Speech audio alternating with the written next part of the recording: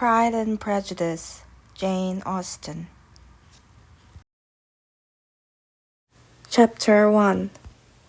It is a truth universally acknowledged that a single man in possession of a good fortune must be in want of a wife. However little known the feelings or views of such a man may be on his first entering a neighborhood, this truth is so well fixed in the minds of the surrounding families that he is considered the rightful property of someone or other of their daughters. "My dear Bennet," said his lady to him one day, "have you heard the Netherfield Park is let at last?" Mr. Bennet replied that he had not. "But it is," returned she, "for Mrs. Long has just been here, and she told me all about it." Mr. Bennet made no answer. "Do you not want to know who has taken it?" cried his wife impatiently. "You want to tell me. I have no objection of hearing it." This was invitation enough.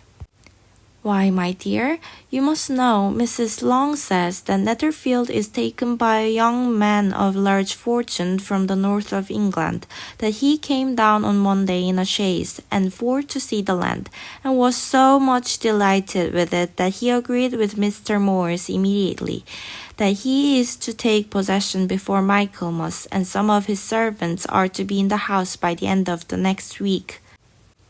"What is his name?" "Bingley." "Is he married or single?" "Oh, single, my dear, to be sure. A single man of large fortune, 4,000 or 5,000 a year. What a fine thing for our girls." "How so? How can it affect them?" "My dear Mr. Bennet," replied his wife, "how can you be so tiresome? You must know that I'm thinking of his marrying one of them. Is that his design in settling here?" "Design? Nonsense! How can you talk so? But it is very likely that he may fall in love with one of them, and therefore you must visit him as soon as he comes." "I see no occasion for that. You and the girls may go, or you may send them by themselves, which perhaps will be still better, for as you are as handsome as any of them, Mr. Bingley may like you the best of the party." "My dear, you flatter me. I certainly have had my share of beauty, but I do not pretend to be anything extraordinary now. When a woman has 5 grown-up daughters, she ought to give over thinking of her own beauty. In such cases, a woman has not often much beauty to think of. But, my dear, you must indeed go and see Mr. Bingley when he comes into the neighborhood.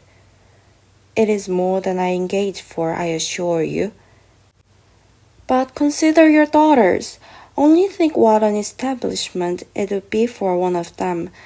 Sir William and Lady Lucas are determined to go, merely on that account, for in general, you know, they visit no newcomers.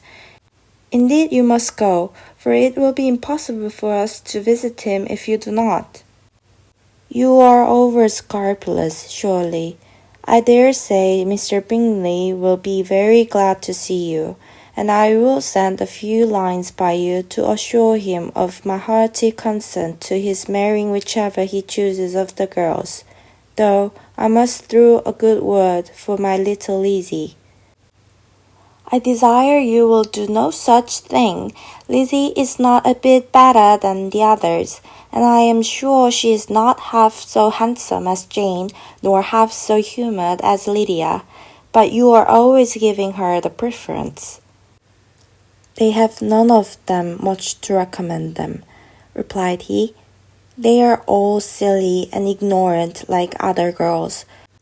But Lizzie has something more of quickness than her sisters." "Mr. Bennet, how can you abuse your own children in such a way? You take delight in vexing me. You have no compassion for my poor nerves." "You mistake me, my dear. I have a high respect for your nerves. They are my old friends. I have heard you mention them with consideration these last 20 years at least." Ah, you do not know what I suffer. But I hope you will get over it and live to see many young men of 4,000 a year come into the neighborhood. It will no use to us if 20 such should come, since you will not visit them. Depend upon it, my dear, that when there are 20, I will visit them all.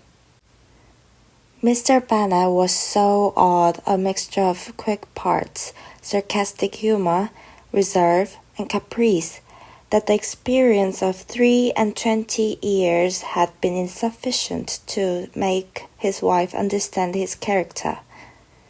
Her mind was less difficult to develop.